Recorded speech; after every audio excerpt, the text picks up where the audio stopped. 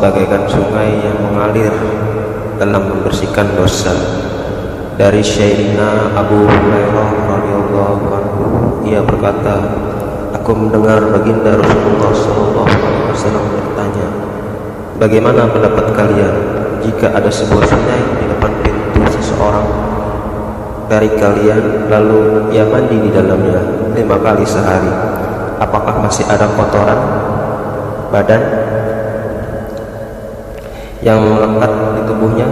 Para sahabat radhiyallahu anhum menjawab, tidak akan ada kotoran badan yang masih melekat di tubuh. Beliau bersabda, itulah perumpamaan salat 5 waktu. Dengannya Allah Subhanahu wa taala akan menghapus dosa-dosa. Hadis riwayat Bukhari, Muslim, Tirmizi, Nasa'i, Ibnu Majah dari kitab At-Targhib. Hadis keempat, dari Syairina Jabir radhiyallahu anhu, ia berkata, baginda Rasulullah SAW bersabda, perumpamaan salat 5 waktu adalah seperti sebuah sungai yang dalam yang mengalir di depan pintu rumah seseorang dari kalian. Ia mandi di dalamnya 5 kali sehari. Hadis riwayat Muslim dari kitab At-Targhib. Biasanya air yang mengalir itu bersih dari kotoran dan lain-lain. Semakin dalam sebuah sungai, airnya semakin jernih dan bersih. Oleh sebab itu, hadis di atas mengumpamakan salat dengan sungai yang dalam dan mengalir, yang seandainya seseorang mandi di dalamnya, badannya akan bersih. Demikian pula salat yang dilakukan dengan menjaga adab-adabnya dapat membersihkan segala dosa. Selain hadis di atas, masih banyak hadis lainnya semakna dengan hadis tersebut. Dari Sayyidina Abu Sa'id Al-Khudri radhiyallahu anhu, yang mengatakan, baginda Rasulullah SAW bersabda, salat 5 waktu merupakan penghapusan dosa-dosa yang terjadi di antara waktu-waktu salat tersebut. Maksudnya, keberkahan salat dapat menghapuskan dosa-dosa kecil yang terjadi di antara satu waktu salat dengan waktu salat yang lain.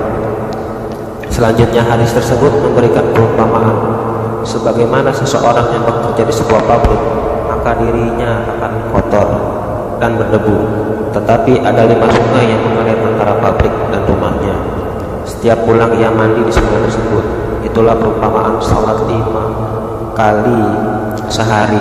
Semua kesalahan dan dosa yang dilakukan di antara waktu salat itu akan diampuni oleh Allah Subhanahu wa taala. Hal itu disebabkan oleh doa dan istighfar yang terkandung dalam bacaan salat. Dengan perumpamaan dalam hadis di atas, baginda Rasulullah SAW ingin memberi pemahaman bahwa Allah Subhanahu wa taala letakkan kekuatan yang luar biasa di dalam salat untuk menghapus dosa.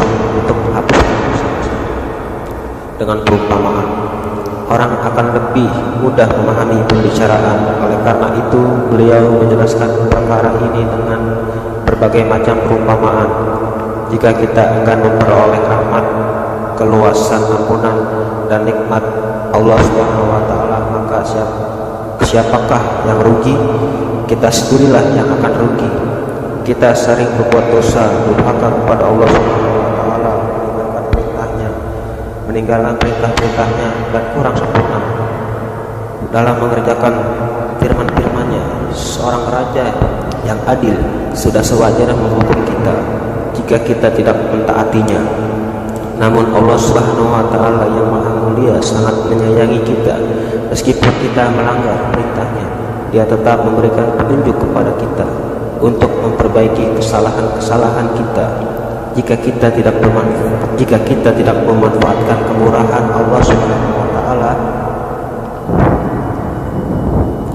tersebut, betapa bodohnya kita. Rahmat dan kasih sayang Allah Subhanahu wa taala kepada kita sangat berlimpah.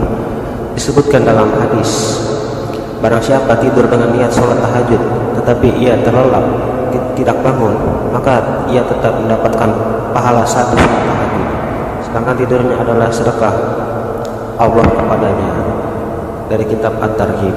Sesungguhnya agama Allah Subhanahu wa taala ini mudah dan rahmat Allah Subhanahu wa taala sungguh luas. Betapa ruginya jika kita tidak berusaha mendapatkannya. Sekian dari saya tentang pentingnya sholat dapat menghapus dosa-dosa bagaikan sungai yang mengalir di dalamnya. Semoga kalian yang mendengar ini mendapatkan pahala dan mendapatkan ilmu yang bertambah.